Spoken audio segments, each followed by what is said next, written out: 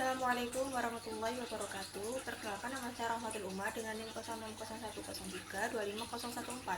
Di sini saya akan menjelaskan tentang integrasi hadis dengan ilmu pengetahuan dan teknologi. Integrasi antara hadis dan juga ilmu pengetahuan alam. Integrasi antara hadis yang tercatat dalam kitab-kitab hadis.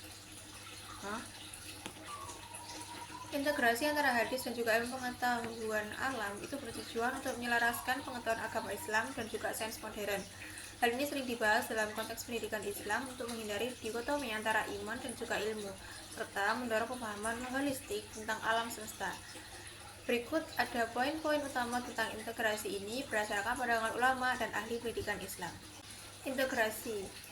Pada harmonisasi antara wahyu dan akal, hadis sendiri dianggap sebagai sumber kebenaran wahyu, sedangkan dalam ilmu pengetahuan alam ialah hasil pengamatan empiris dan eksperimen. Integrasi tekanan bahwa keduanya itu juga saling melengkapi. Sains menjelaskan mekanisme alam, sedangkan hadis juga memberikan makna spiritual. Kemudian pada pendidikan berbasis integrasi, dalam kurikulum sekolah Islam, ilmu pengetahuan alam diajarkan dengan referensi hadis untuk membangun karakter siswa. Kemudian pada tantangan dan penyelesaian, tantangan utama ialah interpretasi literal hadis yang tampak bertentangan dengan sains. Solusinya melalui takwil atau interpretasi kontekstual oleh ulama seperti Ibnu Sina atau kontemporer seperti Harun Yahya yang menekankan bahwa hadis sering bersifat metaforis. Integrasi hadis dan teknologi digital. Hadis sebagai sumber ajaran Islam kedua setelah Al-Quran mencatat kata perbuatan dan juga pertujuan Nabi Muhammad SAW. Integrasi hadis dengan teknologi digital yang melibatkan penggunaan alat seperti aplikasi, AI, dan platform online untuk akses, mempelajari, dan juga menyebarkan hadis secara lebih efisien. Hal ini juga memungkinkan pelestarian, verifikasi, dan pendidikan hadis di era digital, sekaligus juga menjaga keaslian dan juga nilai spiritual. Adapun implementasinya, yang pertama, aplikasi mobile dan platform online seperti aplikasi Muslim Pro atau Hadis Collection memungkinkan pengguna mencari hadis berdasarkan tema seperti hadis tentang sabar ataupun juga zakat.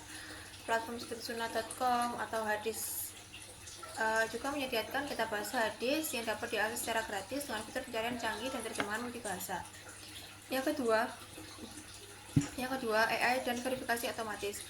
Teknologi AI digunakan untuk menganalisis keaslian hadis melalui algoritma yang membandingkan narasi dengan sumber otoritatif seperti kitab Sahih Bukhari. Kemudian e-learning dan virtual reality. Kursus online di platform seperti Coursera atau YouTube menawarkan pelajaran hadis interaktif.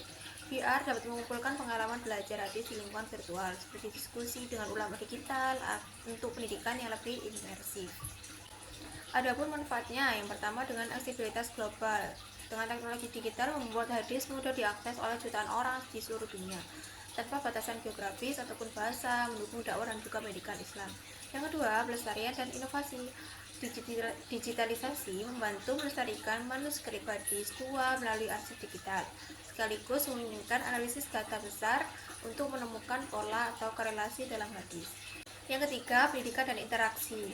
Pada fitur seperti chatbot AI dapat menjawab tentang pertanyaan hadis secara real time. Dorong generasi muda juga terlibat dengan ajaran Islam melalui konten yang menarik seperti podcast dan juga video pendek. Adapun juga tantangannya, yang pertama keaslian dan juga misinformasi. Dengan mudahnya konten dibuat, risiko penyebaran hadis palsu atau keliru meningkat. Solusinya yakni dengan menggunakan sumber terverifikasi dan pendidikan literasi digital. Yang kedua, privasi dan etika. Penggunaan data pribadi dalam aplikasi hadis harus memenuhi regulasi seperti GDPR. Dan konten harus menghindari eksploitasi komersial yang merusak nilai spiritual. Dan yang ketiga, kesenjangan digital. Negara dengan akses internet terbatas, integrasi ini juga mungkin tidak merata, sehingga perlu inisiatif untuk inklusivitas.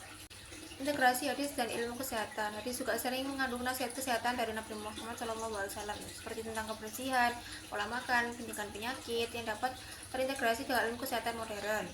Integrasi ini melibatkan analisis hadis melalui lensa ilmiah untuk memvalidasi atau perkaya praktik kesehatan sambil menjaga konteks spiritual Islam. Ini juga bukan penempatan ilmu medis, melainkan harmonisasi untuk pendidikan holistik. Adapun implementasinya, kebersihan dan pencegahan penyakit, hadis tentang wudhu dan juga mandi misalnya. Selaras dengan ilmu kesehatan tentang higienis untuk mencegah infeksi. Studi modern seperti dari WHO mendukung bahwa cuci tangan mengurangin penyakit hingga 50%, dan ini terintegrasi dalam program kesehatan Islam seperti kampanye Islam Sehat di Indonesia. Yang kedua, ada nutrisi dan diet. Hadis menganjurkan makan makanan seimbang seperti kurma dan juga madu. Kemudian yang ketiga, kesehatan mental dan olahraga. Hadis tentang sholat dan juga berjalan kaki dapat dikaitkan dengan manfaat reproduksi dan juga olahraga. Kemudian manfaat yang selanjutnya, pendidikan holistik, menggabungkan hadis dengan ilmu kesehatan yang mendorong gaya hidup seimbang seperti program diet halal yang sehat, meningkatkan kesadaran kesehatan di komunitas muslim. Kemudian validasi dan inovasi, hadis dapat divalidasi oleh penelitian ilmiah seperti hadis tentang madu sebagai antibiotik alami. Dan yang terakhir ada aksesibilitas, yakni platform digital yang menggabungkan hadis dengan tips medis, membuatnya mudah diakses untuk pencegahan penyakit kronis seperti diabetes. Juga terdapat tantangannya, resiko salah tafsir. Beberapa hadis juga perlu konteks budaya, misalnya nasi tentang pengobatan tradisional harus dibedakan dari praktik medis berdasarkan bukti. Pseudoscience diintegrasi harus menghindari klaim tanpa bukti, seperti mengandalkan hadis saja untuk mengobati penyakit serius. Dan ada kultural dan sosial. Di daerah dengan akses kesehatan terbatas, integrasi ini dapat membantu, tetapi perlu menghindari stigma seperti penyakit dengan dosa tanpa dasar ilmiah. Selanjutnya, integrasi hadis dan sosial humaniora. Hadis sebagai ajaran Nabi Muhammad sering juga mengandung prinsip sosial, etika, dan kemanusiaan yang dapat diintegrasikan dengan ilmu sosial humaniora. Melibatkan analisis hadis untuk memahami dinamika masyarakat budaya, sambil menggunakan kerangka humaniora untuk menginterpretasikan konteks hadis secara lebih mendalam. Ini bukan penggantian ilmu sekuler, melainkan harmonisasi pendidikan dan praktik sosial yang lebih bermakna. Adapun implementasinya, sosiologi dan etika sosial. Hadis tentang solidaritas dapat terintegrasi dengan teori sosiologi Durkheim tentang solidaritas sosial. Yang kedua ada antropologi dan budaya. Hadis tentang adat istiadat dijelaskan melalui antropologi budaya. Kemudian yang ketiga, sejarah dan filsafat. Hadis tentang perdamaian dapat dikaitkan dengan filsafat etika Aristoteles atau sejarah konflik dunia. Adapun manfaatnya, pada pendidikan inklusif, integrasi ini juga membantu siswa dalam memahami hadis bukan hanya sebagai teks agama, tetapi sebagai panduan sosial, mendorong toleransi dan juga pemahaman budaya lintas disiplin. Yang kedua, penerapan praktis. Dapat memperkaya kebijakan sosial seperti program kesejahteraan berbasis Islam yang mengintegrasikan prinsip hadis dengan analisis sosiologis untuk mengatasi isu-isu migrasi atau diskriminasi. Dan yang terakhir, inovasi penelitian dengan menggabungkan hadis dengan humaniora yang mendorong penelitian interdisipliner seperti studi tentang dampak hadis pada gerakan sosial. Ada juga tantangannya. Yang pertama, risiko relativisme. Interpretasi hadis melalui lensa humaniora bisa subjektif. Penting untuk tetap setia pada sumber otoritatif seperti kitab sahih, menghindari distorsi budaya. Yang kedua, konflik budaya. Dalam masyarakat plural, integrasi ini juga harus menghindari stereotip seperti mengeneralisasi hadis untuk semua konteks sosial.